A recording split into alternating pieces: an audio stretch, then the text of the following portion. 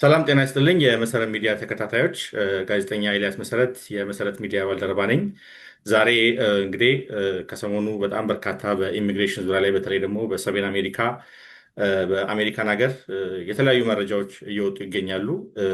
በሰሜን አሜሪካ ደግሞ በጣም በርካታ የሆኑ የኢትዮጵያውያን፣ ኤርትራውያን፣ የሶማሌ ዜግነት ያላቸው በጣም በርካታ ዜጎች ከዚህ ከምስራቅ አፍሪካ ይገኛሉ። ከዛ ጋር ተያይዘው በጣም ያልጠሩ ነገሮች አሉ። ሰፋ ያለ ማብራሪያ ቢሰጥ በሚል በጣም በርካታ ሰዎች መሰረት ሚዲያ አስተያየት ሲልኩ ነበረ። በዚህም መሰረት እንግዲህ አንድ የኢሚግሬሽን ባለሙያ ገብዘናል። የመጀመሪያ ጊዜ አይደለም። ከዚህ በፊትም ከዓመት በፊት በተመሳሳይ መልኩ መሰረት ሚዲያ ላይ በመቅረብ አስተያየቱን የሰጠ አንድ የሕግ ባለሙያ በተለይ የኢሚግሬሽን ጠበቃ ይዘንላችሁ ቀርበናል። ራስን በማስታወቅ ብትጀምር። ቴንኪዩ ኤልያስ፣ በድጋሚ አንተ ላይ ስለቀረብኩ ደስ ብሎኛል። እንግዲህ ሙሉ አለም ጌታቸው አድገ እባላለሁ። በኢሚግሬሽን ዙሪያ እሰራለሁ። በአብዛኛው ዴሚቪ ኤሪያ፣ ሚኒያፖሊስ፣ ሚኒሶታ እና ሌሎች ስቴቶች ላይም እየተንቀሳቀስን እንሰራለን። ሙሉ ሎ ግሩፕ በሚለው ማለት ነው። እንግዲህ የዛሬ ዓመት ነው የተገናኘ ነው። የትራምፕ አድሚኒስትሬሽን እንደሚመጣ እርግጠኛ ከሆንን በኋላ ሊሆን የሚችሉ የኢሚግሬሽን ሂደቶች ኢትዮጵያኖች ምን ያሰጋቸዋል፣ አጠቃላይ ያለውን ኢሚግሬሽን ቨርሰስ ፖለቲካል ኢንቫይሮንመንቱን ነበር ያወራነው። ምን አይነት ፕሬዲክሽናችን እንደሰራ ግን ትዝ ይለኛል። ብዙ ጨለማ ነገሮች እንደሚጠብቁን ተናግረን ነበረ። አይ ቲንክ ያ የሆነ ያለበት ሁኔታ ነው ያለው። አይ ዶንት ኖ ግለሰቦች ምን እንደሚሰማቸው፣ ግን ሎየሮች ስንገናኝ አንድ ዓመት መሆኑን እንኳን እንጠራጠራለን። እውነት ለመናገር ሰውነቴን ሳደምጠው 5-4 ዓመት የምትሸከመውን አይነት ጭንቀት በርደን ነው በዚህ ውስጥ በርንአውት የተከሰተው እና በጣም ታፍ ነው በዚህ ሰዓት እውነት ለመናገር። እንግዲህ እያንዳንዱ ሰው የሚያልፍበትም እንቅልፍ የሚያጡ ሰዎች አሉ። በሚገርም ደረጃ ሲቲዝን የሆኑ ሰዎች፣ ምንም አይነት ፕሮብሌም የሌለባቸው ሰዎች ራሱ ስጋት ውስጥ የገቡበት ዘመን ላይ ነን ያለ ነው እና እንግዲህ የዛሬ አንድ ዓመት የተነጋገርነው ብዙ ነገር የተከሰተ ይመስለኛል፣ ምናልባትም የበለጠ። ትክክል። አብዛኞቹ የዛን ጊዜ ያነሳናቸው አሁንም እንግዲህ እያየናቸው ያሉ ነገሮች እንደውም ከዛም በባሰ መልኩ ከዚህ በፊት ለምሳሌ ይመለከታቸዋል ተብሎ የማይታሰቡ ቅድም እንዳልከው የአሜሪካ ዜግነት ያገኙ ሰዎች ጭምር የሬፊጂ ስታተስ የሚባል በስደት ወደ አሜሪካ በህጋዊ መልኩ የመጡ ሰዎችን ጭምር በጣም የሚያሰጋ ሁኔታ እየተፈጠረ ነው ያለው። የመጀመሪያ ጥያቄ የሚሆነው ሙሉ እያልክ እጠራሃለሁ። በቅርቡ ፕሬዚዳንት ትራምፕ እንግዲህ የተለያዩ ንግግሮችን ተናግረዋል።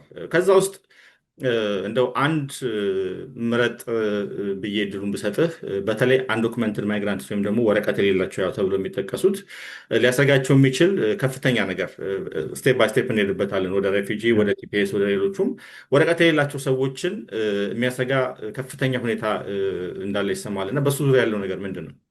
ትዝ አለኝ እንደውም የዛሬ ዓመት ያነሳነው ርዕስ ሰነድ አልባ ስደተኞች የሚል ነበር እና ምክንያቱም ፎከስ ይሆናል ብለን ያሰብነው ሰነድ አልባ በሆኑ ሰዎች ነው፣ ወይም ደግሞ ዶክመንት ይዘው ያልመጡ ሰዎች ነው። አሁን አንተም እንዳልከው መሬት ላይም ያለው ሀቅ በጣም ከዚህ ሰፍቶ ነው ያለው። ከዚህ ሰፍቶ ብቻ ሳይሆን ሱፕሪም ኮርት ድረስ የሄደ አንድ ኬዝ አለ እና ምናልባት ብዙ ሎየሮች፣ የህግ ሊቃውንት እንደሚሉት በሱፕሪም ኮርት ታሪክ ብራውን ቨርሰስ ቦርድ ኦፍ ኤጁኬሽን የሚባል አለ። እንደገና የሲቪል ራይት ፋይቱ የተጀመረበት እና የዚህ ኢኳል ቨርት የጂም ክሮሎ ቻሌንጅ የተደረገበት ህግ አለ እና ሱፕሪም ኮርቶቹ በአሜሪካን ታሪክ ውስጥ የወሰናቸው እና ሲግኒፊካንት የሆነ ዲስረፕሽን አሜሪካ ፖለቲክስ ውስጥ ያመጡ ኬዞች አሉ እና ከነዛ ሊመደብ የሚችል ኬዝ ነው የሚባል በቅርብ ወደ ሱፕሪም ኮርት ሄዷል እና የማጆሪቲ የሱፕሪም ኮርት ያለው ምንድን ነው? አንድ ሰው ሲቲዝን ሆኖ እንኳን ቢታሰር አይሶች አጣርተው እስከሚለቁት ድረስ ነው የሚል በጣም አስደንጋጭ ውሳኔ ወስኗል። ይሄ ነው እንግዲህ አሁን ለምትመለከተው ሰነድ አልባ ለሆኑ ብቻ ሳይሆን ለሌሎች ሰዎች በጠቅላላ ህጋዊ ግራውንድ የሰጣቸው ለአይሲ ለመታሰር ማለት ነው ይወስዳሉ። አጣርተን እንመልሳለን። አንዳንዴ 1 ቀን 2 ቀን ያድራሉ። በሚገርም ሁኔታ እንግዲህ ካሰሯቸው በኋላ ልክ በአምባገነን መንግስታት እንደምንመለከታቸው ኢንቨስቲጌሽኖች የመጀመር ነገሮች ሁሉ አሉ እና ይሄ ምን ያህል ብሮድ እንደሆነ ለማሳየት ነው እንግዲህ ሰነድ አልባ ስደተኞችን አስመልክቶ የፕሬዚዳንት ትራምፕ አቋም ብዙ እዚህ ላይ አሁን ግልጽ ያልሆኑ ነገሮች አሉ። እነሱ ሰነድ አልባ ብለው ሲናገሩ አንዱ የምትሰማው በቦርደር የገቡትን ነው ኮንሰንትሬት እያደረጉ ያሉት ኦር ፓስ ያደረገ ይሄ የታይም ሊሚታቸው አሜሪካ ውስጥ የመቆያ ጊዜ ያለፈባቸውን ነው። የቲፒኤስ ፕሮቴክሽናቸው የተነሳባቸው ሰዎች ነው እና እነዚህ ከኦፊሰሮቹ ጀምሮ ይህን ኢምፕሊመንት ከሚያደርጉ ኦፊሰሮቹ ጀምሮ ፖሊሲ ሜከሮቹም ድረስ ግልጽ ያልሆኑ ነገሮች አሉ። ለምሳሌ አሁን በቅርብ የፕሬዚዳንቱ የካቢኔት ስብሰባ ላይ ናኦም የተናገረችው ነበር። የዲኤችኤስ ሴክሬታሪ ሚኒሶታ ውስጥ ካለው 50% የሚሆነው የሶማሌ ማህበረሰብ ፍሮጁለንት በሆነ ዌይ ነው ቪዛውን ያገኘው እና ኢትስ ኖት ሪሊ ክሊር ምን ማለቷ እንደሆነ። ምክንያቱም ቪዛ የሚሰጠው የፌዴራል ገቨርንመንት ነው። ዩኤስሲአይኤስ ውስጥ አልፎ ኤንቪሲ ፕሮሲጀር ውስጥ አልፎ በኤምባሲ ደረጃ ነው እና 50% በሚሆን ፍሮጁለንት በሆነ መልኩ ቪዛ አግኝቶ እዚህ ሀገር የመጣ የሶማሌ ዜጋ ይኖራል ብሎ መገመት በጣም ከባድ ነው። ሁለተኛ ቀላል የማይባሉት የሶማሌ ተወላጆች እዚህ ሀገር የተወለዱ ናቸው። በአብዛኛው ዜጋ የሆኑ ናቸው። ለዛ ነው አሁን በጣም ጥቂት ሰዎች ብቻ ማግኘት የቻሉት ማለት ነው። እና ከፖሊሲ ሜከሮቹ ጀምሮ እስከታች ድረስ ሰነድ አልባ ብለው ሲናገሩ አሁን የተለመደው ነገር አጠቃላይ የማይግራንት ሶሳይቲውን ለመጥቀስ የሚጠቀሙበት ነው። ኢቨን ዲኤችኤስ አውጥቶ በሚለጥፋቸው ተያዙ ዛሬ በሚላቸው ፎቶዎች ላይ ኢሊጋል ኤሊያን ብሎ ይለጥፋቸዋል። ኢቨን ሊጋል የሆኑ ግን ደግሞ ማይነር ኦር ሜጀር ክሪሚናል ሂስትሪ ያላቸውን ሰዎች ማለት ነው። እና አጠቃላይ ይሄን የኢሚግራንት ሶሳይቲ ለመጥቀስ የሚጠቀሙበት ቃል ይመስላል የፖሊሲ ሜከሮቹ ጋር።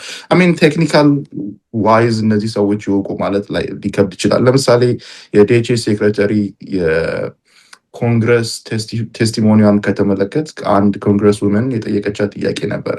ሄቢስ ኮርፐስ ምንድን ነው ብላ ማለት ነው። እና ሄቢስ ኮርፐስ ሜይ ቢ አንድን ታውቀዋለህ፣ ፈርስት ይር ሊጋል ተማሪ በየትኛውም ስትራክቸር ውስጥ የሚረዳው ነው።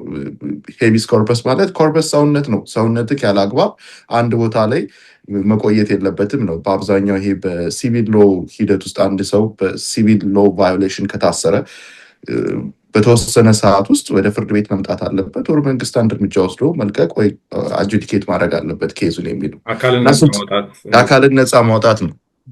እና ያን ስትጠየቅ ያለችው ይሄ ከኬኔዲ ጀምሮ ፕሬዚዳንቶች ይጠቀሙበት የነበረው ስልጣን ነው አለች። ዋት ስልጣን? እና ይሄ ስልጣን ፕሬዚዳንቶች ማድረግ የሚችሏቸው አድሚኒስትሬቲቭ ፓወር የሚሰጣቸው ነው እና it has nothing to do with administrative power።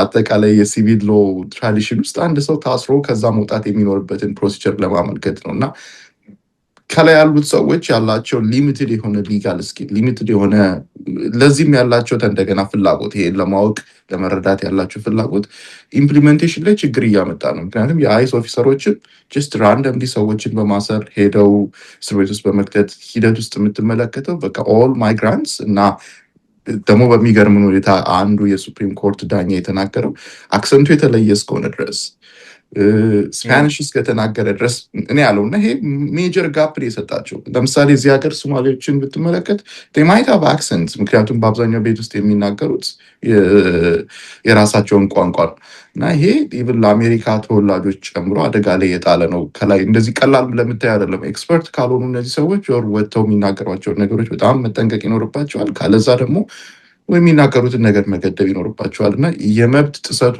በጣም ሜጀር ነው የሆነው አሁን ላይ።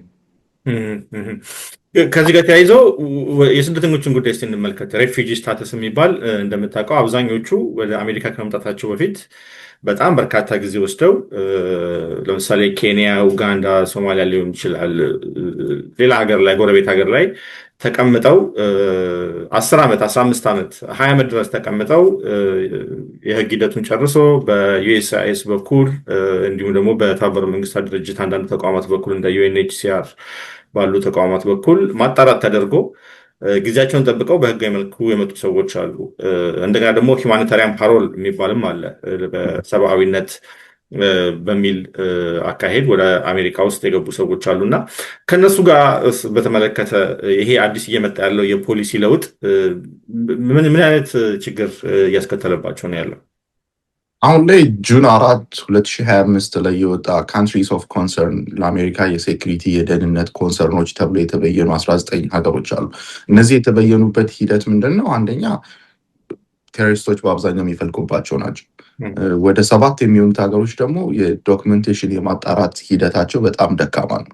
ለምሳሌ ኤርትራን ብትወስድ አንዳንድ ሀገሮች ኢቨን ዶክመንቴሽን የማጣራት መንገዳቸው ጠንካራ ቢሆንም ከአሜሪካ መንግስት ጋር ሼር አይደራረጉም። ስለዚህ 3 መስፈርቶችን ነው። አንደኛ የቴሮሪስት መፈልቂያ በመንጫ ናቸው የእነዚህ ሀገሮች። ሁለተኛ ስክሪኒንግ ኤንድ ቬቲንግ ፕሮሰሳቸው ኢንተርናሊ በጣም ደካማ ነው። ለምሳሌ ኤኒበዲ መቶ ልደት ካርድ፣ መታወቂያ፣ ፓስፖርት ማውጣት ይችላሉ።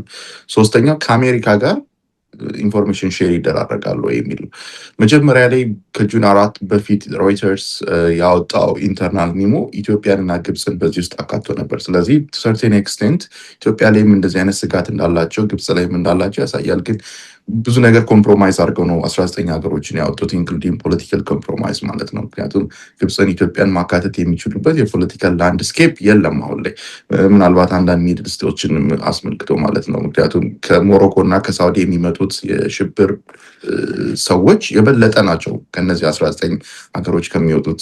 ስለዚህ እነዚህን 3 ነገሮች እና ሜቢ አራተኛ የሚጨመሩት ኢንተርናል ያልገለጹት የፖለቲካል ላንድስኬፑን እና የአሜሪካን የፖለቲካል ኢንትረስትንም ኮንሲደር አድርገዋል። ፎርቹኔትሊ እንግዲህ ለእኛ ለኢትዮጵያውያን ጥሩ 19 ውስጥ የሉ። ስለዚህ አንድ ሪፊውጂ ከነዚህ 19 ሀገሮች ሲመጣ ነው ስጋት የሚኖርበት በአሁኑ ሰዓት ላይ። ግን ፕሮብሌሙ ምንድን ነው? አንዱ ህጉ የሚለው ከ19 ሀገሮች የመጣ ነው የሚለው። ስለዚህ 19 ሀገሮች ውስጥ ሪፊውጂ የሆነ ሰው ለምሳሌ ከኢትዮጵያ ሄዶ ሌትሰይ እነዚህ 19 ካንትሪስ ኦፍ ኮንሰርን ውስጥ ሪፊውጂ ሆኖ በሪሴትልመንት ወደ አሜሪካ ከመጣ ግን ከዛ ሀገር እንደመጣ ተደርጎ ነው የሚወሰደው። ኢቨን ለምሳሌ ኬኔዲየን ዜጋ ሆኖ አንድ ሰው ግን ከኤርትራ የመጣ ከሆነ ኬኔዲየን ዜግነቱ ምንም ቫል የለውም። የሚወሰደው ልክ ከኤርትራ እንደመጣ ካንትሪ ኦፍ ኮንሰርን ነው። ስለዚህ የመጀመሪያው ሲቲዝንሽፕ ውስጥ አሁን እየሰርዙባቸው ነው እነዚህ 19 ሀገሮች በጠቅላላ። ለምሳሌ የሶማሌ እንትኖች ክላይንቶች አሉኝ እና ኤን400 አልፈው ሄደው ኦዝ ሊወስዱ ሲሉ ተመልሰዋል፣ ከልክለዋቸዋል። ምክንያቱም አሁን ምንም አይነት ቤኔፊት ከነዚህ 19 ሀገሮች የሚመጡትን አግደዋል፣ ኢንክሉዲንግ ግሪን ካርድ አጁዲኬሽን። ከዛ ደግሞ አሳይለም ኢንተርቪው ከተደረጉ ሪቪው ወይም ደግሞ ከእንደገና ኢንጌጅ እንዲያደርጉት ዶክመንቶቻቸውን አንዳንዶቹንም ድጋሚ ኢንተርቪው እንዲጠሩ አዘዋል። ይሄ ወደ 200,000 የሚሆን ኢሚግራንትን ያካትታል በዚህ ውስጥ ማለት ነው። የአሳይለም እና የሪፊጂ ስፔሲፊካሊ የአሳይለም እንኳን እዚህ ሀገር ከመጣ በኋላ ነው አፕሩቭ የምትደረገው። በተለይ የሪፊጂ ጎልደን ቬቲንግ ነው የሚባለው የቬሪንግ ፕሮሰሱ ራሱ ማለት ነው። በጣም ሲሪየስ የሆነ ስትሪክት የሆነ ቬሪንግ ፕሮሰስ ውስጥ ነው የሚያልፉት። ድሮ በምሰራበት ፊልም ውስጥ አንድ ኬዝ አለ። ለምሳሌ እንደው ለመጥቀስ ሴትዮዋ በዩኤን ካምፕ ውስጥ ነበር የምትኖረው። ከዛ እዛ ካምፕ ውስጥ ለብዙ ዓመት ከመኖሯ የተነሳ ሰርቫይቫል ሜካኒዝሙ የአልሻባብ ሴሎችን መርዳት ነው። ምክንያቱም ዩ ካናት ሰርቫይቭ ሜይ ቢ ሷም ቴንደንሲ ሊኖራት ይችላል፣ ራዲካላይዝድ ሆና ሊሆን ይችላል እዛ ካምፕ ውስጥ። በኋላ ላይ ወደ አሜሪካ ሪሴትን ልትደረግ ስትል ይሄን ያገኛሉ፣ ይሄን ኢንፎርሜሽን። ምክንያቱም ራሳቸው የአልሻባብ ሴል ውስጥም ስላሉበት ማለት ነው። ከዛ ኦነስት ሆና ገለጸች፣ ለምን እንደረዳች እንደምን በዚህ ውስጥ የሰርቫይቫል ሜካኒዝም መሆኑን ማለት ነው። ሪሴትል አድርጋ አሜሪካ ውስጥ መጣች።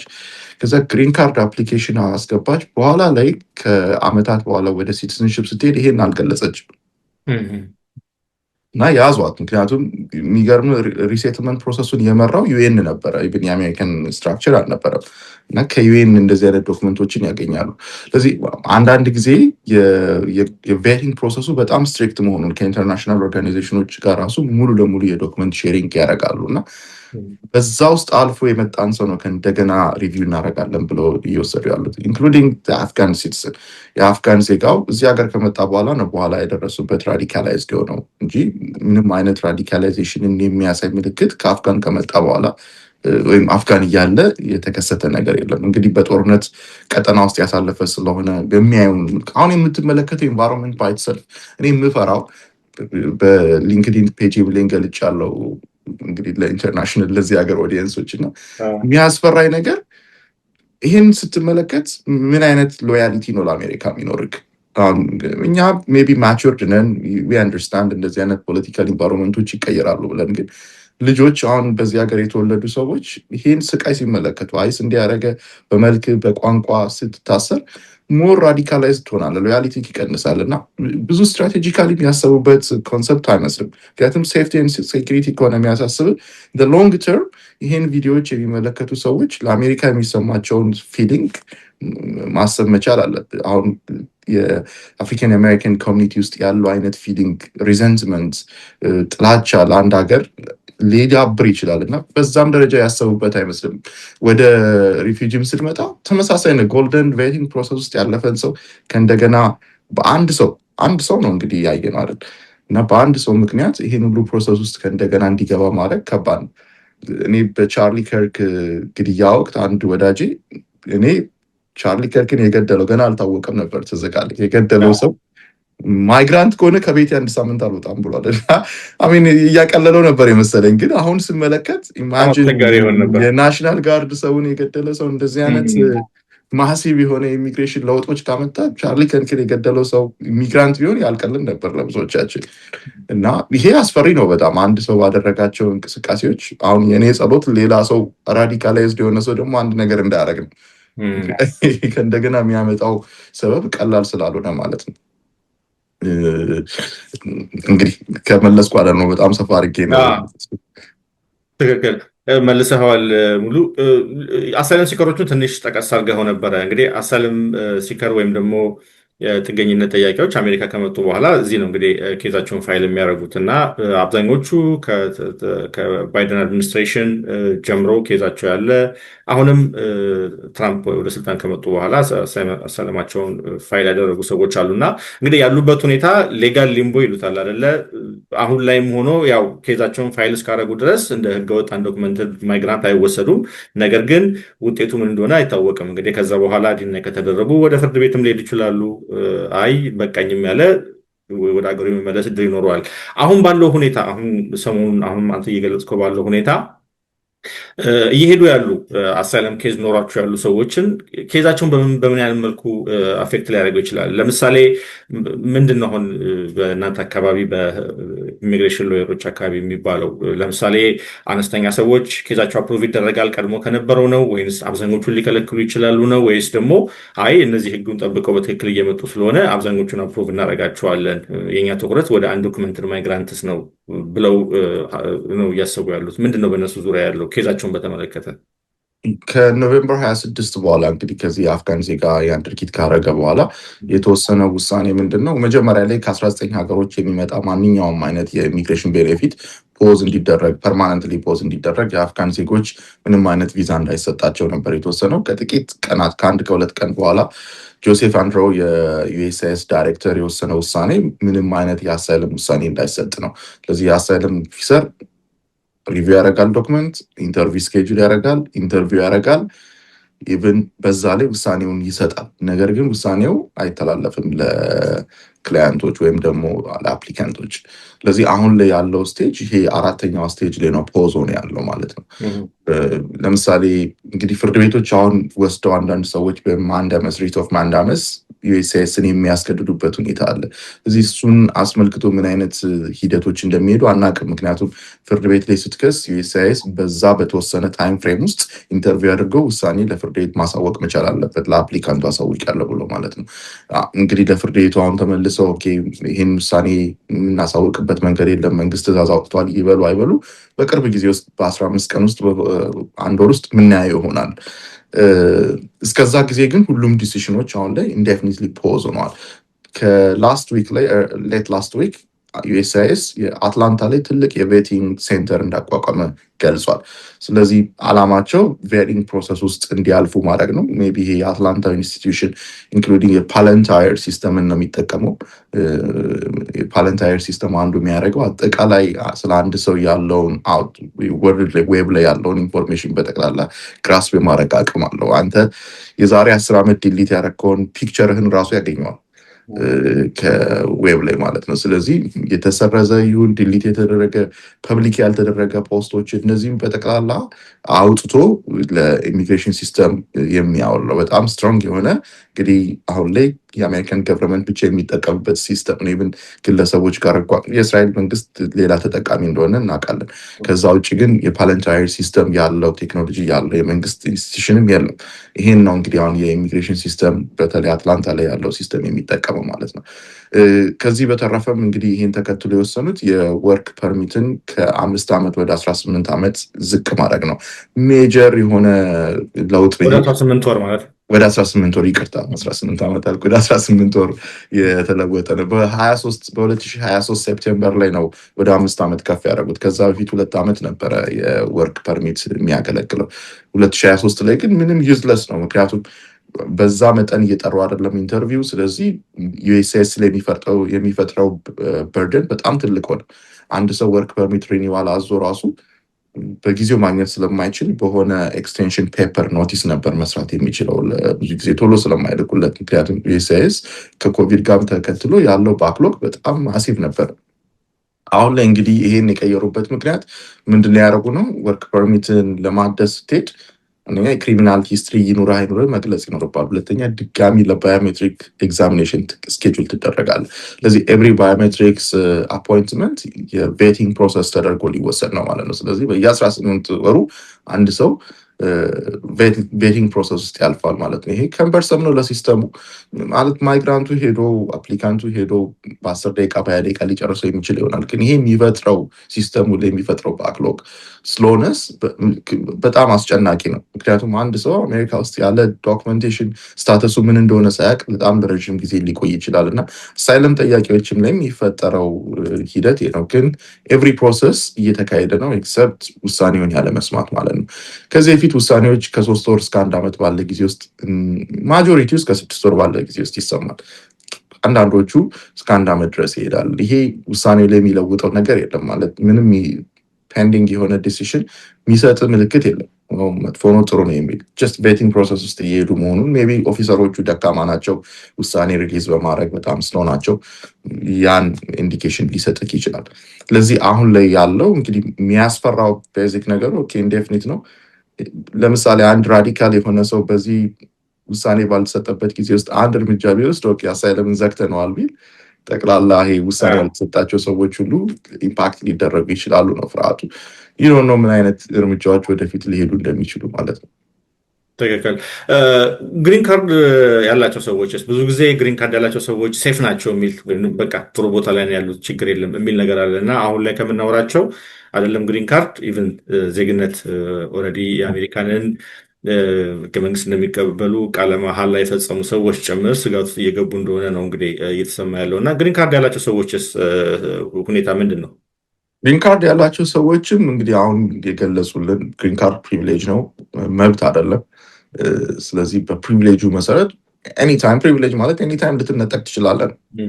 የአሜሪካ መንግስት እና አድሚኒስትሬሽን ለሴኩሪቲ ትሬት ነው ብሎ የሚያስብበት ሰዓት ይህን ግሪን ካርድ ይነጥቃል። ኦፍኮርስ ኮርቶች በዚህ ላይ ጥሩ አቋም ይዘዋል እስካሁን ባለው። ለምሳሌ መሐመድን የኮሎምቢያ ዩኒቨርሲቲ የፓለስቲኒያን ሙቭመንት አነቃናቂ እሱን ግሪን ካርዱን እንዲመለስለት እና ከእንደገና አሜሪካ ውስጥ እንዲኖር የተለያዩ የፌዴራል ፍርድ ቤቶች ወስነዋል። ኢሚግሬሽን ፍርድ ቤቶች ሀርሽ ቢሆኑም ኢሚግሬሽን ፍርድ ቤቶች በሱ ላይ የወሰኑለት በጎ ውሳኔ የለም።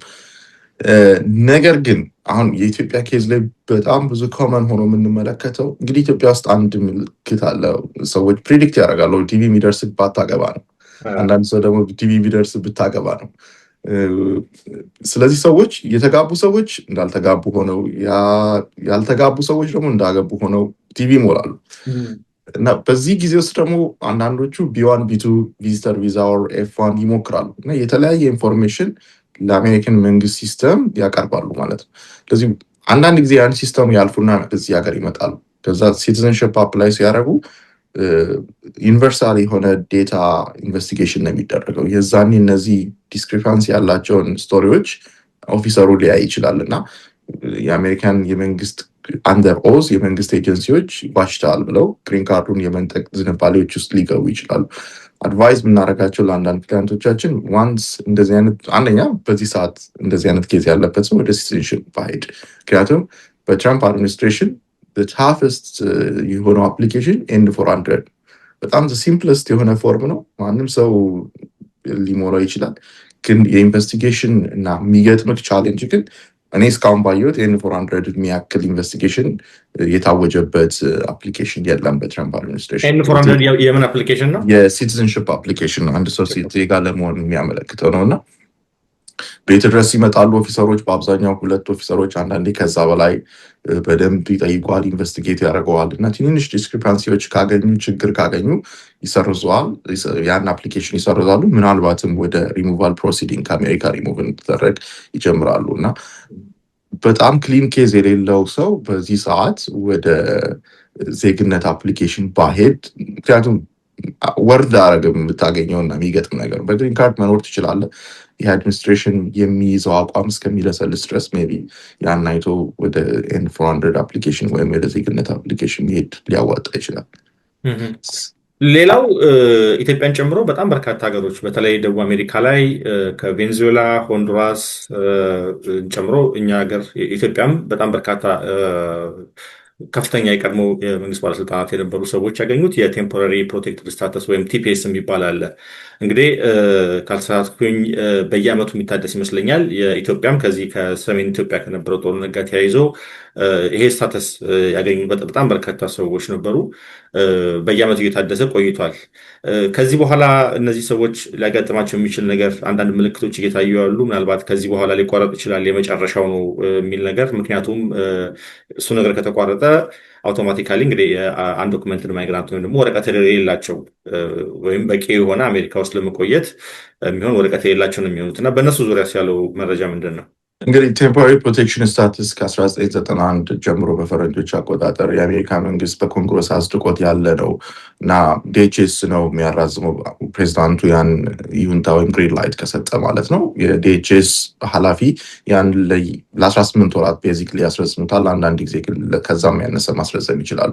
የኢትዮጵያ ቲፒኤስ ከኦክቶበር 2022 በፊት ለገቡ ሰዎች በጠቅላላ የተሰጠ በኖቬምበር 2022 ነበረ። ከዛ በኋላ ከእንደገና አደሱት። ከኤፕሪል 2024 በኋላ ለመጡት በጠቅላላም እንዲያገለግል ተደረገ። እንግዲህ አሁን ለዲሴምበር 12 2025 ኤክስፓየር ያደርጋል። የዛኔ እስካሁን ድረስ ምንም የተወሰደ እርምጃ የለም። ከዚህ በፊት ባለው ሂደት በአሁኑ ሰዓት ላይ መታወቅ ነበረበት የሚያራዝሙት ከሆነ። ስለዚህ አራንቲንግ የሚያራዝሙት አይመስለኝም። ምናልባት ኤክስቴንሽኑን ወደ 6 ወር ሊገፉት ይችላሉ። ምናልባት ያ ካልሆነ ግን ለ60 ቀናት ሰዎች የስራ ፈቃድ ቸውን መያዝ ይችላሉ። ስታተስ ይኖራቸዋል። ይሄ ትራንዚሽን ፒሪየድ ነው። ትራንዚሽን ፒሪየዱ ከአሜሪካ ውስጥ ሌላ ስታተስ ከሌላቸው መውጣት ይኖርባቸዋል። ወይም ደግሞ ሌላ ስታተስ ማግኘት የሚችሉ ከሆነ ያን ሊግል ሂደት መጓዝ ይኖርባቸዋል ማለት ነው። አንዳንድ እንግዲህ ዲሲ አካባቢ ሙቭመንቶች አሉ ሊጋል አክሽን ለማምጣት ማለት ነው።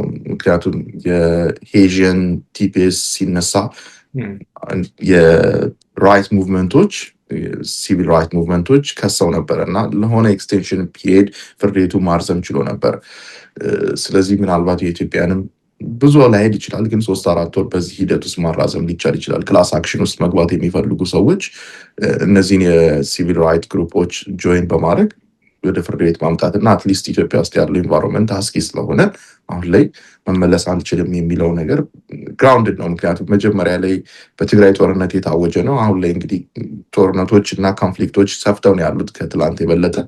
ስለዚህ በቂ ግራውንድ አለ መሬት ላይ ይህን ሳፖርት የሚያደርግ ማለት ነው እና ቲፒኤስን ኤክስቴንድ ለማድረግ ፍርድ ቤቱ ሊያዝ ይችላል። ግን የፍርድ ቤቶች ውሳኔ ስላልሆነ ኤግዚኪዩቲቭ ብራንቹ የሚወስነው ስለሆነ ከ2 ወር ከ3 ወር የረዘመ ጊዜ ላይኖረው ይችላል። ስለዚህ የግድ ትራንዚሽን ማድረግ ይኖርባቸዋል የሚል እምነት ነው ያለኝ። አንሌስ እንግዲህ ሚራክለስ ሆኖ የናውም የዲኤችኤስ ሴክሬታሪ ይህን ነገር 1 ዓመት ለ2 ዓመት አራዝመዋለሁ ካላለች በቀር ያ የመሆን ቻንሱ ጠባብ ነው። የትራምፕ አድሚኒስትሬሽን ቲፒኤስን አይወደው ለመቁረጥ ማላማቸው ምንም አይነት የቲፒኤስ ሂደት በዚህ ውስጥ እንዳይኖር። የኢትዮጵያኖች 4000 አካባቢ ነው፣ ብዙ ትልቅ አይደለም። አንዳንድ ሀገሮች ለምሳሌ እንደ ቬንዙዌላ ያሉ ኤዥያን ያሉ እስከ 200,000 300,000 ያሉ አፕሊካንቶች እና ቤኔፊሻሪዎች አሉ። በዚህ ውስጥ ተጠቃሚዎች አሉ። የሶማሌ ልዩ ፓርቱ ከ1994 ጀምሮ በየጊዜው ኤክስቴንድ ሲደረግ የነበረ ነው እና ወደ 700 አካባቢ ሰዎች በዚህ ውስጥ ፐርማነንትሊ አሉ። ምክንያቱም በሌላ መንገድ አጀስት ማድረግ ስለማይችሉ ማለት ነው። አሁን ነው የኢትዮጵያኖች ምን ያህል ሰው በቲፒኤስ ፕሮቴክሽን ብቻ እንዳለ ግን ቀላል የማይባል ሰው ይኖራል ብዬ ገምታለሁ። እንግዲህ ከ30 እስከ 60 ቀን ይኖራቸዋል ኢዘር ወደ አሳይለም ኦር ወደ ትምህርት ቤት። እሱ ትንሽ ሊከብድ ይችላል። ከውጭ አጀስት አድርጉ ሊሏቸው ይችላሉ። ግን አጀስት ያደረጉ ሰዎች አሉ። ቢያንስ በዚህ 30 እና 60 ቀን ውስጥ ግን መወሰን ይኖርባቸዋል ኢትዮጵያኖች። ወይም ደግሞ ስሙዝ የሆነ ትራንዚሽን አድርገው ወደ ኢትዮጵያ ሄደው ተመልሰው የሚመጡበትን መንገድ ማመቻቸት። አውት ኦፍ ስታተስ መሆን ለማንም አድቫይስ አላደረግም። እስካሁን እንግዲህ ወረቀት የሌላቸው ሰዎች በስደተኛ በሬፊጂ ስታተስ የመጡ ሰዎች የጥገኝነት ጠያቂዎች እና ቲፒኤስ የሚባለው በጊዜያዊ ፕሮቴክሽን የገቡ ሰዎችን በተመለከተ ያሉን ስታተስ አብራርተልናል። ከዚህ ጋር ተያይዞ እነዚህ ሰዎች መጨረሻ ላይ ወደ ሪሙቫል ፕሮሲዲንግ የሚባለው ወይም ደግሞ ከሀገር እንዲወጡ እንቅስቃሴ ቢጀመር ምንድን ያላቸው ኦፕሽን? አሁን በጣም በርካታ ሰዎች ማወቅ የሚፈልጉት ከዛ በኋላ ብድግ ተደርገው አውሮፕላን ላይ ተጭነው ወደ መጡበት ሀገር ወይም ወደ ሶስተኛ ሀገር ይወሰዳሉ ወይስ ሌላ የህግ አማራጭ አላቸው የሚለውን ማወቅ ይፈልጋሉ። እና ምንድን ነው ያላቸው ምርጫ? ሪሙቫል ፕሮሲዲንግ በሁለት መልኩ ነው የሚሰራው። አንደኛው የዲፌንሲቭ አሳይለም ለሆኑ ከዶክመንት ይዘው ላልመጡ ሰዎች ኦር ደግሞ ሰነድ አልባ ለሆኑ ሰዎች ዳይሬክትሊ የሚጓዙት ወደ ሪሙቫል ፕሮሲዲንግ ነው። ዩኤስሲአይኤስ ስልጣን የለውም። ለምን? ዩኤስሲአይኤስ የቤኔፊት ተቋም ነው፣ የኢንፎርስመንት ተቋም አይደለም። ዩኤስሲአይኤስ ጥቅም የሚሰጥ ተቋም ነው እንጂ ሊገል አክሽኖችን የሚወስድ ተቋም አይደለም። እስካሁን እስከ ቅርብ ጊዜ ድረስ ማለት ነው። ዘንድሮ በትራምፕ አድሚኒስትሬሽን የዩኤስሲአይኤስ ኦፊሰሮች እንዲታጠቁ የሚል መብት ሰጥቷቸዋል። ስለዚህ እዛው ኢንፎርስ እንዲያደርጉ ማለት ነው። እስካሁን ያን ትሬንድ አልተመለከትንም። እየተመለከትኩት ያለው በተለይ ሳንዲያጎ ላይ የዩኤስሲአይኤስ ኦፊሰሮች ኢንተርቪው እያደረጉ አውት ኦፍ ስታተስ ከሆነ ለኦፊሰሮች ምልክት ይሰጣሉ። ከዛ አንተን 2-3 ደቂቃ እያዋሩክ እያለ ኦፊሰሮች ድንገት መጥተው አፍሰውት ይወስዳሉ ከዛ ኦፊስ ማለት ነው። ይሄ ወደ ሌላ የዩኤስሲአይኤስ ኦፊሶች እስካሁን ኤክስፓንድ አላደረገም። በዋናነት ያለው ሳንዲያጎ ላይ ካሊፎርኒያ ላይ ነው። የሪሙቫል ፕሮሲዲንግ የመጀመሪያ ይሄ ነው፣ ስታተስ የሌለው ሰው የሚሄድበት። ሁለተኛው ደግሞ ኢንክሉዲንግ አሳይለም ላይ ሌሎች ቤኔፊቶች ላይ የሚኖረው ግን ዩኤስሲአይኤስ በአንተ ላይ ከዚህ በኋላ ስልጣን የለኝም ብሎ ሲያስብ፣ ለምሳሌ አሳይለምን አጁዲኬት አድርጎ በዩኤስሲአይኤስ ኦፊሰር ደረጃ ውሳኔ መስጠት ካልቻለ ኦር ደግሞ ሌሎች አፕሊኬሽኖች ላይ አሁን በአብዛኛው የሚገጥመን በእጮኝነት ኬዋን ቪዛ ይመጡና አንዳንዶቹ በ90 ቀን ውስጥ አይጋቡ። የተለያየ ቴክኒካል ኢሹ ይገጥማቸዋል። የሜሬጅ ፕሮሰሱን ራሱ ላያውቁ ይችላሉ። ሄደው መፈራረም ብቻ የሚመስላቸው ሰዎች አሉ ሜሬጅ። ከዛ በኋላ ያ ሜሬጅ ሰርቲፋይ ካላረጉ ሰርቲፊኬቱን ሜሬጁ ኮምፕሊት አይሆንም፣ ወይም ደግሞ በሲቪል ሜሬጅ ሂደት ውስጥ ሙሉ ሰርቲፊኬት አይኖራቸውም። አንዳንዶቹ ደግሞ በ90 ቀን ውስጥ ማይጋቡበት ሌሎች ሪዝኖች ይኖራቸዋል። ልክ 90 ቀን ካለፈ በኋላ ሲጋቡ አውት ኦፍ ስታተስ ይሆናሉ። ከዛ አውት ኦፍ ስታተስ ስለሚሆኑ በዛ ስትራክቸር ውስጥ አጀስት ማድረግ ስለማይችሉ ሌላ ስትራክቸር ውስጥ ነው የሚገቡት እና የዛኔ አውት ኦፍ ስታተስ የሆኑበት ጥቂት ቀናት እንኳን ቢሆን የዩኤስሲአይኤስ ኦፊሰሮች ሊያሳስሯቸው ይችላሉ፣ አይሶችን በመጥራት ማለት ነው። ከዚህ በፊት ይሄ ብዙ ችግር አልነበረም። ወደ ፍርድ ቤት የሚሄድ 5-6 ቀን ምናምን አውት ኦፍ ስታተስ ስለሆን ወደ ፍርድ ቤት አይወስዱም ነበር ወደ ሪሙቫል ፕሮሲዲንግ። አሁን ላይ ግን ያ እየተቀየረ ነው ያለው። ስለዚህ ዩኤስሲአይኤስ ስልጣን ከሌለው የሚወስዱክ ነው ወደ ሪሙቫል ፕሮሲዲንግ። ሪሙቫል ፕሮሲዲንግ ላይ ከሄድክ በኋላ 2 አይነት ሂሪንግስ አሉ። የመጀመሪያው ማስተር ሂሪንግ ነው። የተከሰስክበትን ክስ ይነገርሃል። የትኛውን ትቀበላለህ፣ የትኛውን ኦብጀክት ታደርጋለህ፣ አትቀበልም፣ ምን ሪሊፍ ፍርድ ቤቱን ትጠይቃለህ፣ ምንድነው ፍርድ ቤቱ እንዲያደርግልህ የምትፈልገው። ኦኬ በእነዚህ ላይ ዲኤችኤስ ምንድነው አቋሙ ተብሎ የዲኤችኤስ ጠበቃ ይጠየቃል። እነሱ ብዙ ጊዜ ለምሳሌ አንደኛው የምትመለስበትን ሀገር ዲዚግኔት አድርግ ይባላል። አፕሊካንቱ አላረግም ይላል፣ ምክንያቱም ወደዛ እንዳይወስዱት በኋላ ላይ ስለሚፈራ። ከዛ ዲኤችኤስ ደግሞ አይኔ ማውቀው የሰውዬ ከኢትዮጵያ እንደመጣ ነው ዶክመንቱ የሚያሳይ፣ ስለዚህ ወደ ኢትዮጵያ ሪሙቭ ይደረግ ይላል። እንደዚህ አይነት ክሶቹ ምንድን ናቸው? ከዛ ሪሊፍ ፍርድ ቤቱ ምን ጠይቃለህ? ካንስል እንዲደረግ ሪሙቭ እንዲደረግ ይሄ ፕሮሲዲንግ፣ ምክንያቱም እዚህ መምጣት አይለብኝም፣ ኦር ደግሞ አሳይለም ጠይቃለሁ መሄድ አልችልም ወደ ሀገር ቤት፣ ኦር እዚህ ላይ አጁዲኬት እንዲደረግልኝ የግሪን ካርድ ፕሮሰስ ብሎ ሊጠይቅ ይችላል። ከዛ በኋላ ኤቪደንሸሪ ፕሮሰስ አለ ማለት ያልካቸውን የሪሊፍ መንገዶች ቤኔፊቶች ሳፖርት የምታደርግበት ኤቪደንሻሪ ዶክመንቶችን የምታስገባበት ፕሮሲዲንግ አለ። ያ ከተጠናቀቀ በኋላ የመጨረሻ ሂሪንግ የሚሆነው ኢንዲቪጁዋል ሂሪንግ ነው። ኢንዲቪጁዋል ሂሪንግ ላይ ያስገባውን ኤቪደንስ ልክ እንደ ኖርማል ፕሮሲዲንግ ማለት ነው እንደምትመለከተው ፍርድ ቤት ላይ ሙቪዎች ላይ እንደምንመለከተው ዳኛው አለ፣ የአንተ ጠበቃ አለ። ኦንሊ ቲንግ የሌለው ጁሪ ነው፣ የመንግስት ጠበቃ አለ። የምትፈልጋቸው ቤተሰቦች ሊገቡ ይችላሉ። ይሄ ፐብሊክ ሂሪንግ አይደለም፣ ምክንያቱም በጣም ሴንሲቲቭ የሆነ ኢሚግሬሽን ሂሪንግ ስለሆነ። ግን ቤተሰቦችን መጋበዝ ትችላለህ አንተ ፈቃደኛ ከሆን። ከአንዳንዴ ትምህርት ቤቶች ይመጣሉ፣ ከላው ስኩል ያሉ ተማሪዎች ማለት ነው። ክላያንቱ ፈቃደኛ ከሆነ መጥተው ሊታሰቡ ይችላሉ። ከዛ ውጭ ግን ለፐብሊኩ ዝግ የሆነ ፕሮሲዲንግ ነው። በጣም ስትሪክትሊ ኮንፊደንሻል የሆነ ፕሮሲዲንግ ነው። በዚህ የኢንዲቪጁዋል ሂሪንግ ላይ የመጨረሻ ውሳኔ በአብዛኛው ወዲያ ይሰጣል። አንዳንዴ ከባድ ኬሶች ሲሆኑ ኢንክሉዲንግ አሳይለም ዳኛው ለሌላ ቀን ሊያዛውረው ይችላል፣ ወይም ሁለተኛ ሂሪንግ ሊቀጥር ይችላል። ከእንደገና ኢንዲቪጁዋል ሂሪንግ ረዘም ያለ ጊዜ ሊወስድ ይችላል፣ ከ3 እስከ 5 ሰዓት። ከዛ አንዳንድ ጊዜ ከሰዓት ይቀጥራል ወይ ሌላ ቀን ይቀጥራል። ውሳኔውን በዛ ጊዜ ያስተላልፋል ማለት ነው። ያ ውሳኔ ከተላለፈ በኋላ አንድ ሌላ በኢሚግሬሽን ፕሮሲዲንግ ውስጥ አንድ ሌላ የአፒል ፕሮሰስ አለ። ማትፈልገው ውሳኔ ከሆነ ቦርድ ኦፍ ኢሚግሬሽን አፒል የሚባል ላይ ሄደክ አፒል ታደርጋለህ። ቦርድ ኦፍ ኢሚግሬሽን አፒል በአብዛኛው የአዲስ ኤቪደንስ አይቀበልም አንሌስ አዲስ የተከሰተ ነገር በዛ ጊዜ ውስጥ ሂሪንጉ ከተከሰተ እና አፒል በምታደርግበት ጊዜ ውስጥ አዲስ ህይወትን ትሬት የሚያደርግ ነገር ካልመጣ በቀር ምንም አዲስ ኤቪደንስ አይቀበልም። ያሉትን ከዚህ በፊት የሊጋል ኤረሮች ፋክቹዋሊ ዲስክሬሽነሪ ፓወሩን ጀጁ ተጠቅሞ ያልወሰዳቸው ኮንሲደር ያደረጋቸው ሲሪየስ የሆኑ ኢሹዎች ካሉ ብቻ ነው ሬስ የምታደርገው። ስለዚህ የጠበቃው ሮል ብቻ ነው የሚሆነው። ከዛ በኋላ ክላያንቱ ምንም ወይም አፕሊካንቱ ምንም ሮል አይኖረው። ቦርድ ኦፍ ኢሚግሬሽን አፒል 2 ውሳኔ ሊወስን ከዛም በላይ አንዳንዴ ውሳኔ ሊወስን ይችላል። የመጀመሪያው ወደ ዳኛው ሊመልሰው ይችላል፣ ኬዙን ሪማንድ ሊያደርገው ይችላል። ሪቨርስ አድርገው ሪማንድ ሊያደርጉት ይችላል ከእንደገና ኦር ደግሞ ያን ቤኔፊት ግራንት ሊያደርግ ይችላል። ሬር ግራንት አረግን በአብዛኛው ግን ሊያደርግ ይችላል፣ መብት አለው። ሶስተኛው ያጸድቀዋል የኢሚግሬሽን ጀጁን ውሳኔ ማለት ነው፣ ተገቢ ነው ብሎ። ከዛ የመጨረሻ አንድ እድል ይኖራል። ይሄ በፌዴራል ኮርት ነው። ፌዴራል ኮርት አርቲክል 3 ዳኞች ፊት ማለት ነው። አርቲክል 3 ዳኞች በጁሪስዲክሽን የተወሰኑ ናቸው። ለምሳሌ ቴክሳስ ላይ የታሰረ ሰው በ5ኛው ሰርኬት ነው ኬዙ የሚታይለት።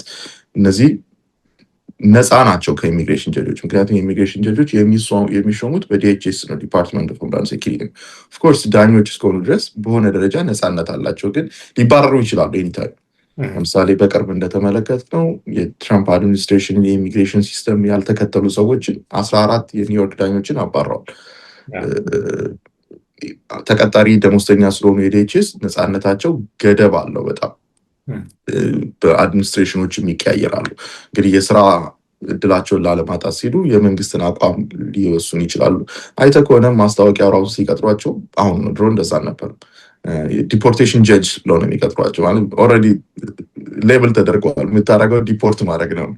ይሄ ራሱ የነፃነታቸው ላይ ሮል ይኖረዋል። የፌዴራል ፍርድ ቤቶች ግን አርቲክል 3 ዳኞች ነው የሚባሉት።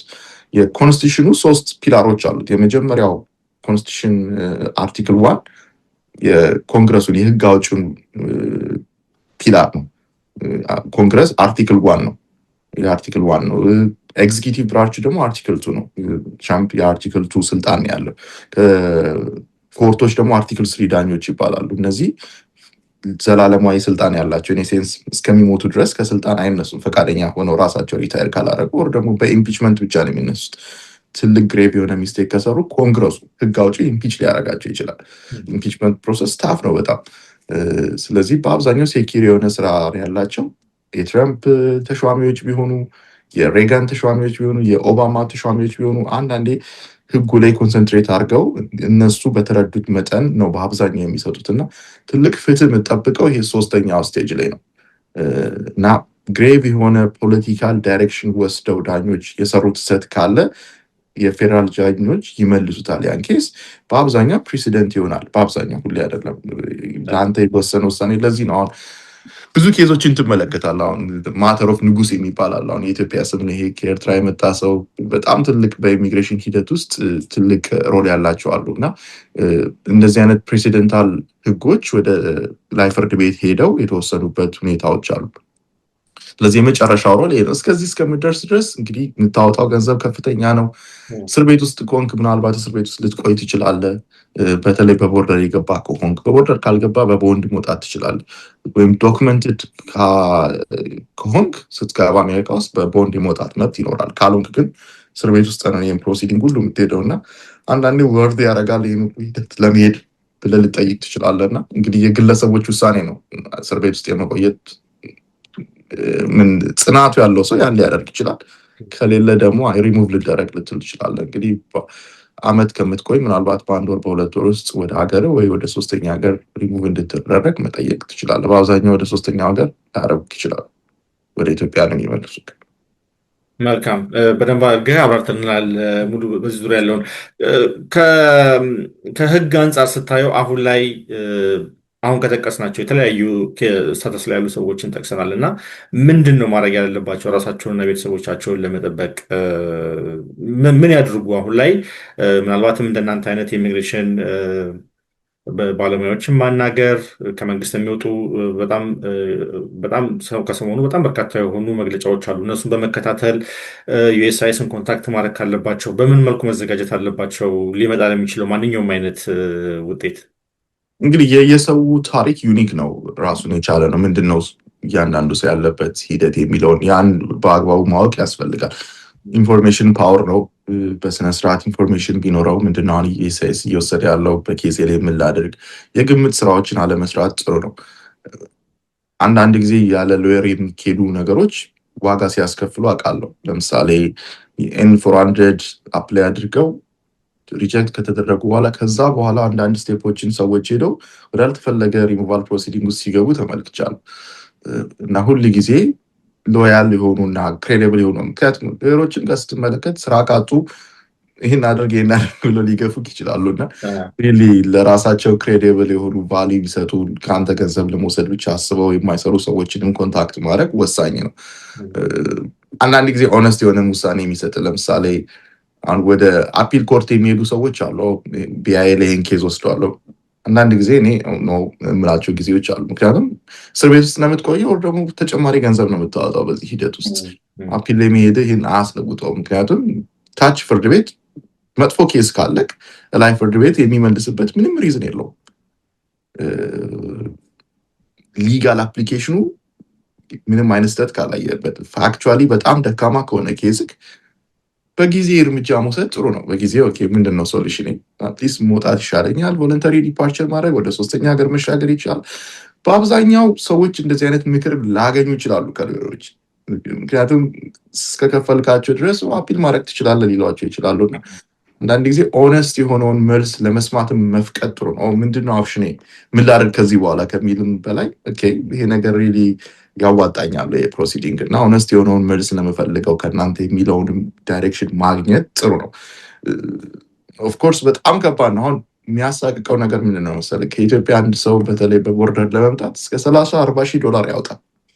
አንዳንድ ሰው አጠቃላይ ለሎየርም የሚከፍለውን ወጪ አስበ ማለት ነው። እና ቤታቸውን ንብረታቸውን ሸጠው ሁሉ የሚመጡ ሰዎች አሉ፣ ቤተሰብ ያለውን ጥሪት በጠቅላላ። እና ይሄ ሰው ወደ ኢትዮጵያ ግደለኝ እዚህ የሚለው አሉ። አሁን ዳኞች ፊት ቀርቦ ሊትራሊ በጣም ትዝ ይለኛል። ማልቀሳቸውን ሳያቆሙ ቀርቶ ዳኛው በፖሊስ ያስወጣቸው ኢትዮጵያኖች አሉ። ምክንያቱም ውሳኔ መስጠት አይችልም። እና አንደርስታንድ ማለት ኢትዮጵያ ውስጥ ላይ የመጣው ነገር 30-40 ሺህ ዶላር እዛ ምንም ማለት ስንት ሚሊዮን ነው ማለት ዛሬ ባለው ካልኩሌት ብታደርገው እና ከባድ እንደሆነ አውቃለሁ። ግን አንዳንድ ጊዜ ዋይዝ የሆነው ነገር ደግሞ ከባዱን ነገር መቀበል ነው። ምክንያቱም የበለጠ እዚህ ሂደት ውስጥ በቆየ ቁጥር እድሜን ነው የምጨርሰው። እያንዳንዱ ስቴፕ ያለ ገንዘብ የሚሆን አይደለም። ሎየሮችም ሲሰሩ ኦፍኮርስ ቻርጅ ያደርገዋል።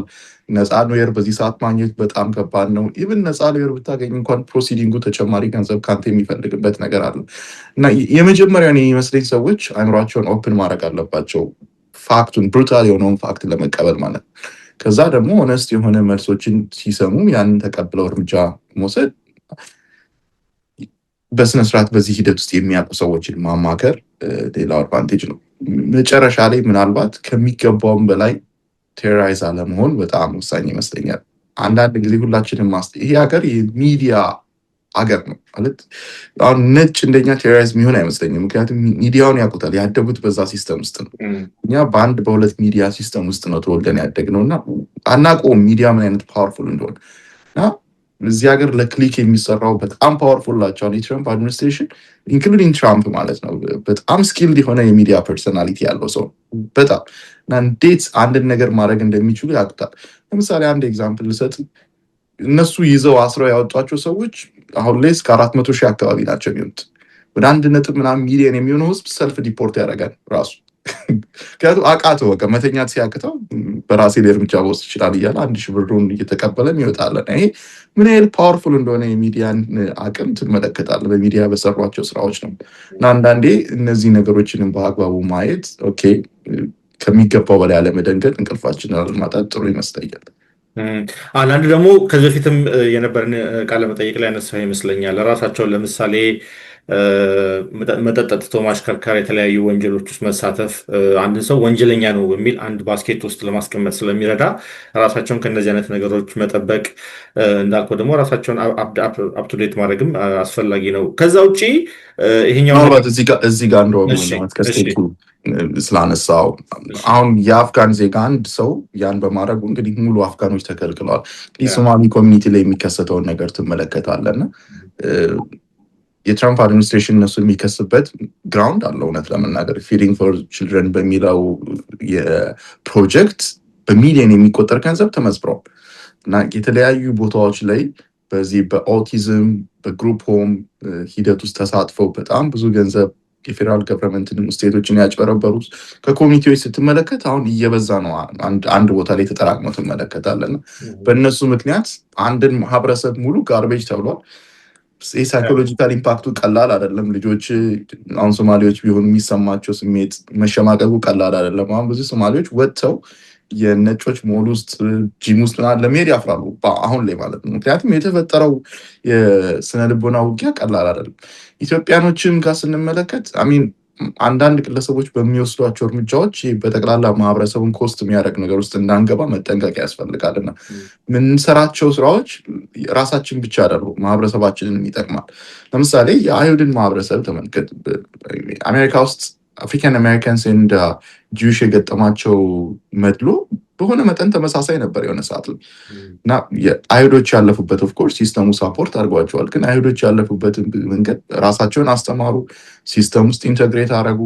ሀገራቸውን ብቻ ሳይሆን አሜሪካ ውስጥ የነበሩ ኢኖቬሽኖችን ራሱ ድራይቭ አደረጉ እና ሪስፔክትድ ናቸው በጣም ቁጥራቸው ትንሽ እንኳን ቢሆን ማለት ነው። ኢትዮጵያኖች ከዚህ ብዙ የምንማረው ያለ ይመስለኛል። ሲስተም ውስጥ በአግባቡ አገሪቷን ሰርቭ ማድረግ ለራሳችንም ለሀገራችንም የሚጠቅም ስብዕናን መገንባት በጣም ወሳኝ ነው።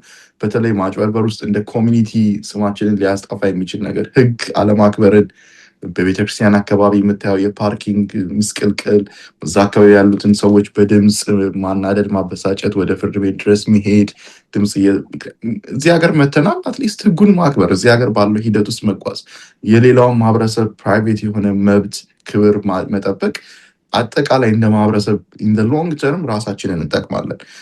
ኢትዮጵያኖች ጥሩ ናቸው፣ ጠንካራ አሁን የምትሰማው ጥሩ ነገሮች እኮ አሉ። ብዙ ኢትዮጵያ ላይ እንደዚህ አይነት ነገር አትሰማም። ምክንያቱም ሳይለንት የሆነ ማህበረሰብ ነው፣ ጠንካራ ሰራተኛ ነው። ብዙ ማጭበርበሮች የሉም እያልኩ አይደለም፣ አልተሳተፉም እንደ ማህበረሰብ እና ሪስፔክት ያደርጋል እዚህ ያለውን ማህበረሰብ አገሩን። ይሄን ባህል የበለጠ አጠናክሮ መጥፎ ነገሮችን ቀንሶ መሄድ ሎንግ ተርም ቪዛን እገዳ የትራቭል እገዳን አስመልክቶ እንዳይነካን እድል ይፈጥራል። እንግዲህ ቤቲንግ ፕሮሰስ ላይ አገር ቤት ያለው መንግስትን ከአሜሪካን መንግስት ጋር ቢተባበር እዚህ ያለው ማህበረሰብን ከትራቭል ባህርም አንጻር ኢትዮጵያኖችን ይጠቅማል። ቀላል የማይባለው ሪሚታንስ ነው ኢትዮጵያ ዲያስፖራ የሚልከው ኢትዮጵያ ውስጥ። በዚህ መንግስት ከአሜሪካን መንግስት ጋር መተባበሩ ራሱንም ሎንግ ተርም ኢኮኖሚውን የሚጠቅም ስትራክቸር ነው የሚገነባው የሚል እምነት አለኝ። ምክንያቱም አንድ የሚያነሳት ምንድነው የቪዛ የ3 ወር እገዳ ላይ አስመልክቶ የኢትዮጵያ መንግስት ኮንትሪቢሽንም እንዳለው የውጭ ጉዳይ ምንጮቻችን ነግረውናል። የኢትዮጵያ መንግስት ኮንትሪቢሽን ማለት ኢትዮጵያ መንግስት ከአሜሪካኖች ከዚህ ከአሜሪካ ለሚሄዱ ሰዎች የ3 ወር ቪዛ ነው የሚሰጠው እና ሪስፕሮካል ለማድረግ ፑሽ ተደርጎ ነበረ። የአሜሪካ መንግስት 2 ዓመት እንዳደረገው ሁሉ የኢትዮጵያ መንግስትም 2 ዓመት እንዲሰጥ ለአንድ ለአሜሪካዊ 2 ዓመት ሰጠው 3 ዓመት ሰጠው እንደውም የበለጠ 5 ዓመት ሰጥተው ኢትዮጵያ ውስጥ ዶላሩን የሚያባክንበትን መንገድ ነው መፍጠር ያለብን። እና አንዳንዴ ማይንድ ሴታችን ትንሽ በጣም ጠባብ ነው። ናሽናሊቲን ፕራይድን አሶሺየት የምናደርግበት መንገድ ማለት ነው። ምንም አይነት የቴሮሪዝም ሪስክ፣ ምንም አይነት የሴኩሪቲ ሪስክ አሜሪካ አይመጣም ወደ ኢትዮጵያ ነው። ያን ሪስፕሮካል ብታረግ ዶላርም ነው የምታድነው። ምክንያቱም አንድ ሰው ኢትዮጵያ አሜሪካን ኤምባሲ ውስጥ ለመግባት 180 አካባቢ ዶላር ይከፍላል። በየጊዜው በየ3 ወሩ ይህም ባደሰ ቁጥር የሀገሪቷን ሀብት ነው ሉዝ የሚደረገው ነው። እዛም ያለው መንግስት ኮንትሪቢሽኑ ቀላል አይደለም። አትሊስት ዲያስፖራው እዚህ በሰላም እንዲኖር እና አገሩንም እንዲረዳ በማድረግ ደረጃ ማለት ነው። በጣም ጥሩ አድርገህ ደስ የሚል ኮንቨርሴሽን እያደረግን ያለ ነው። ሙሉ መጨረሻ ላይ የሚሆነው የዛሬ ጥያቄ አንዳንድ ሚስኮንሰፕሽኖች አሉ ናቸው ተብለው የሚታሰቡ ነገር ግን ያልሆኑ። የአሜሪካ ፕሬዚዳንት ምን ማድረግ ይችላል ነገር ግን ኢን ሪያሊቲ አይችልም። ዲኤችኤስ ዲፓርትመንት ኦፍ ሆምላንድ ሴኩሪቲ ምን ማድረግ ይችላል አይችልም። ፍርድ ቤቶች ምን ማድረግ ይችላሉ አይችሉም። እና በእነዚህ ዙሪያ ላይ እስቲ ያሉ ነገሮች ሰው መደንገጥ የሌለበት ቅድም ጠቅሰዋል አንተና በኮሚኒቲ ውስጥ የሚወሩ ነገሮች ነገር ግን ያልሆኑ እና ራሳቸውን ከዛ ጋር ማስተካከል ያለባቸው ነገሮች ካሉ ጠቀስ ብታደርግልኝ። እኔ በዋናነት መጥቀስ የምትፈልገው ይሄ በአሜሪካን ሂስትሪ ውስጥ አዲስ ነገር አይመስለኝም። እንደዚህ አይነት የመብት ትግሎች አንድ ብሔረሰብ ላይ አንድ ማንነት ላይ ያተኮረ የኢሚግሬሽን ኢንፎርስመንቶች ነበሩ። ቻይናን በጠቅላላ ከቻይና የሚመጣውን ኤክስክሉድ ያደረገ ጣሊያኖች፣ አይሪሾች መጥተዋል እየበዙብን ነው አሜሪካ ውስጥ ተብሎ ሰላማዊ ሰልፍ ተወጥቶ እነሱን የማገድ ሂደቶች ነበሩ። ከሆኑ ሀገሮች ምንም አይነት ከሶሻሊስት ሀገሮች ምንም አይነት ኢሚግራንቶች እንዳይመጡ የተከለከለበት የታገደበት ወቅት ነበረ እና አሁን ላይ ያለንበትም የኢንፎርስመንት ሜተድ እነዚህ ሂስቶሪካል የሆኑ ኢቪደንቶች ናቸው እና በሆነ መጠን በዚህ አድሚኒስትሬሽን ሂደት ውስጥ ሊቀጥሉ ይችላሉ። ከዚህ በፊትም ያኔም ስናወራ እንዳለው ፕሬዚዳንቱ በጣም ትልቅ ፓወር አለው ኢሚግሬሽን ላይ ሲመጣ ለተወሰነ ጊዜ ወር ላልተወሰነ ጊዜ ኢሚግሬሽንን የመገደብ ስልጣን አለው በአይኔ መሰረት ማለት ነው። ኢሚግሬሽን የናሽናል አክት መሰረት። ስለዚህ በዛ ላይ ማይናቅ ስልጣን አለው። ነገር ግን ደግሞ አሜሪካ ምድር ውስጥ እስከሆነ ድረስ አሜሪካ መሬት ላይ እስከሆነ ድረስ ኮንስቲቱሽኑን እኛ ላይ ማፕላይ ያደርጋል። ለሲቲዝኖች ወይም ደግሞ ለግሪን ካርድ ሆልደሮች ብቻ አይደለም ኮንስቲቱሽኑ አፕላይ የሚያደርገው በሁላችንም ላይ ኮንስቲቱሽኑ አፕላይ ያደርጋል፣ በማንኛውም ስታትስ ላይ ላለ ሰው ማለት ነው። ስለዚህ ያንን መገንዘብ እና በህገ መንግስቱ መሰረት መብታችንን ማስጠበቅ እንችላለን። ፌዴራል ፍርድ ቤት ላይ መሄድ እንችላለን፣ መክሰስ እንችላለን መንግስትን። ያም ያመጣብን ምንም አይነት ኔጌቲቭ ኮንሲኩዌንስ የለም በመክሰሳችን ማለት ነው እና ያን መብታችንን የህገ መንግስቱ የሰጠንን ለምሳሌ በነፃነት መደራጀት፣ ማውራት፣ መንግስትንም ክሪቲሳይዝ ማድረግ። መንግስት ክሪቲሳይዝ አረገ ተብሎ የታሰሩ ሰዎችን ፍርድ ቤት ለቋቸዋል። በፍጹም ይሄ ዲዘርቭ አረጉም። የአሜሪካን የፈርስት አሜንድመንት መብት ለሁሉም አሜሪካ ውስጥ ላሉ ሰዎች የተጎናጸፈ ነው፣ አናግድም ብለው ማለት ነው እና ከዚህ አንጻር እንግዲህ ወደ ፍርድ ቤት ድረስ የመሄድና መንግስትን የመሞገት መብቶች አሉ። ነገር ግን ፕሬዚዳንቱ የማይናቅ የኢሚግሬሽን ኢንፎርስመንት ላይ እና ህጉን የመገደብ ላይ ትልቅ ስልጣን አለው። ሙሉ አለም ጌታቸው ከሙሉ ኤልኤልሲ ከሰሞኑ አሜሪካ ውስጥ በተለይ ከኢሚግሬሽን ጋር በተገናኙ ባሉ የተለያዩ ጉዳዮች ላይ የሰጠ ሙያዊ አስተያየት በጣም አድርጌ አመሰግናለሁ። ወደፊትም ስንፈልግህ ኮንታክት እናደርግሃለን። ለዛሬው ግን እጅግ አድርጌ አመሰግናለሁ በመሰረት ሚዲያ ስም። ቴንክ ሶ ማች ኤልያስ፣ እግዚአብሔር ይስጥልኝ። አመሰግናለሁ በጣም። መልካም